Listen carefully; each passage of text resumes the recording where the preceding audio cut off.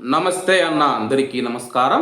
కువైట్లో ప్రస్తుతం ఉన్న పరిస్థితుల నేపథ్యంలో కువైట్ ఇండియన్ ఎంబసీ కువైట్లోని భారతీయుల గురించి కీలక ప్రకటన చేసింది. ప్రస్తుతం ఎవరైతే కువైట్ దేశానికి విజిట్ వీసాల మీద వచ్చారో వాళ్ళ యొక్క డేటాను సేకరిస్తూ ఉన్నట్లు ఇండియన్ ఎంబసీ ప్రకటించిందని చెప్పి స్థానిక మీడియా పేర్కొంది. కువైట్లోని ఇండియన్ ఎంబసీ యొక్క కమ్యూనిటీ వ్యవహారాల విభాగం కొనసాగుతూ ఉన్న డేటా సేకరణ కార్యక్రమంలో భాగంగా కుటుంబ వీసాలు కలిగి ఉన్న భారతీయ పౌరులు తమ యొక్క వివరాలను పంచుకోవాలని చెప్పి అభ్యర్థించింది.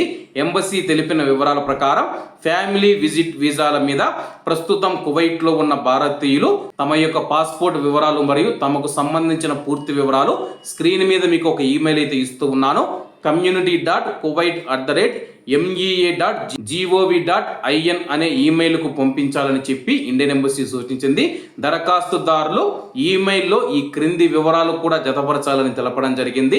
అలాగే మీ యొక్క పాస్పోర్ట్ కాపీ, పూర్తి పేరు మరియు పాస్పోర్ట్ నెంబరు, పాస్పోర్ట్ జారీ తేదీ మరియు గడువు తేదీ, అలాగే చెల్లుబాటు అయ్యే కువైట్ వీసా కాపీ ఉండాలని చెప్పేసి ఈ వీసా కేటగిరీ కింద కువైట్ దేశంలోని భారతీయ పౌరుల రికార్డులను అప్డేట్ చేయడానికి ఈ డేటాను సేకరిస్తూ ఉన్నామని చెప్పేసి ఇండియన్ ఎంబసీ ఒక ప్రకటనలో తెలిపింది.